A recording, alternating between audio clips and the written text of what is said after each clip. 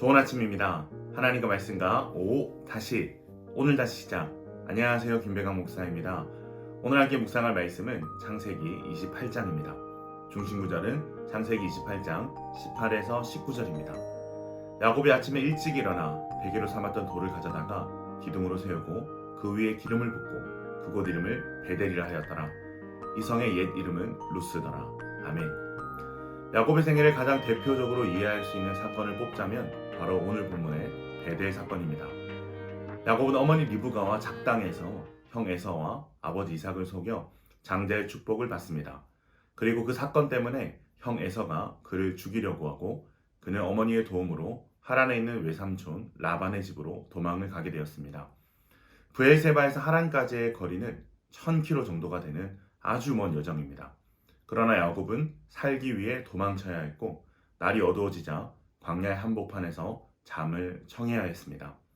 광야의 밤은 상당히 위험합니다. 춥고 어둡고 온갖 들짐승이 돌아다니고 강도의 위험이 있는 곳이 광야입니다.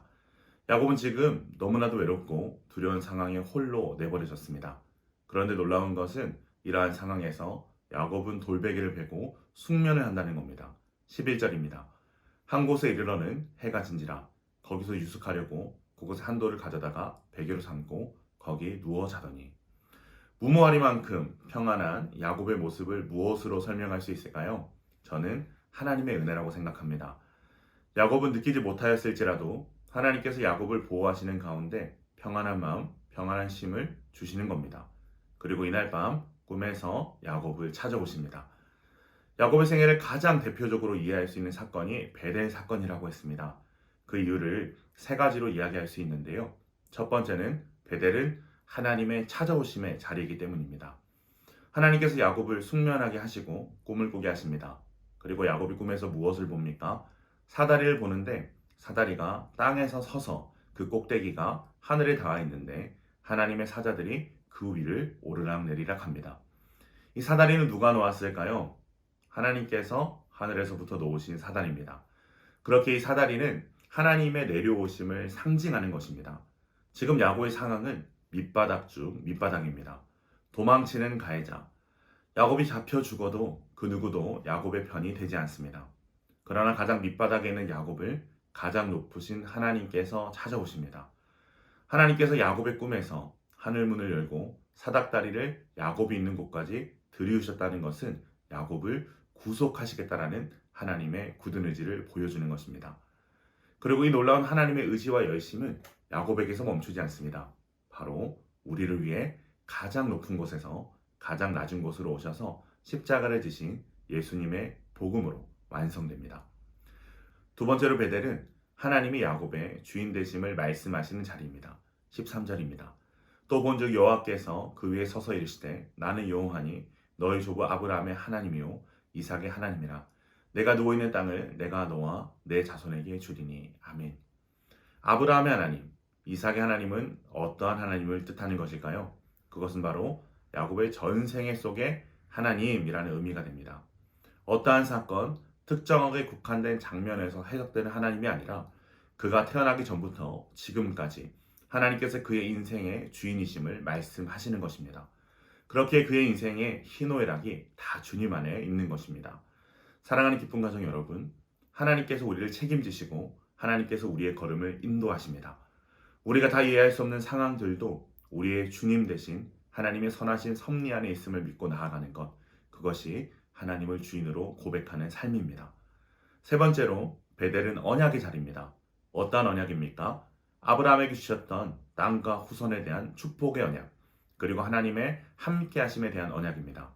그런데 여러분, 언약을 받는 야곱의 상황이 어떻습니까? 사기꾼, 도망자, 빈털털입니다. 과거와 현실은 말할 것도 없고 그의 미래도 불투명합니다. 그런데 하나님께서 이러한 야곱을 찾아오셔서 언약을 맺으십니다. 그리고 이 언약은 궁극적으로 야곱의 후손으로 예수 그리스도가 나게 하셔서 그로 인해 온 땅이 복을 받게 하실 것을 말씀하시는 언약이기에 자격 없는 야곱에게는 감당할 수 없는 위대한 언약이 되는 것입니다. 그렇다면 이 언약은 깨어져야 되는 것이 아닐까요? 그런데 놀랍게도 이 약속은 깨지지 않습니다.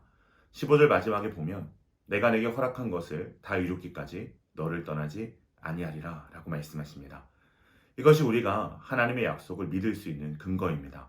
하나님의 언약은 우리의 어떠함과 상관없이 전적으로 하나님의 편에서 완성하시고 성취하시는 언약이기에 우리는 흔들리지 않는 하나님의 약속을 붙들 수 있는 것입니다. 야곱은 하나님의 찾아오심, 주되심을 경험했고 하나님의 약속을 받았습니다. 그러자 야곱의 반응이 어떻습니까? 바로 하나님을 예배합니다. 18에서 19절입니다. 야곱이 아침에 일찍 일어나 베개로 삼았던 돌을 가져다가 기둥으로 세우고 그 위에 기름을 붓고 그곳 이름을 베델이라 하였더라. 이 성의 옛 이름은 루스더라. 하나님과의 위대한 만남은 야곱으로 하여금 예배하게 합니다. 야곱은 아침 일찍 일어나 베개로 삼았던 돌을 기둥으로 세우고 그 위에 기름을 붓습니다. 그리고 그곳을 베델, 즉 하나님의 집이라 고백합니다. 사랑하는 기쁨 가족 여러분, 여러분에게 이 베델의 축복이 있기를 원합니다. 인생의 가장 비참하고 어려운 순간, 마치 광야 한가운데 있는 초라한 돌베개와 같은 우리의 인생일지라도 그곳에 하나님의 찾아오심, 하나님의 주되심, 하나님의 약속하심으로 인하여 우리의 인생이 하나님이 거하시는 베델이 될 수 있기를 소망합니다.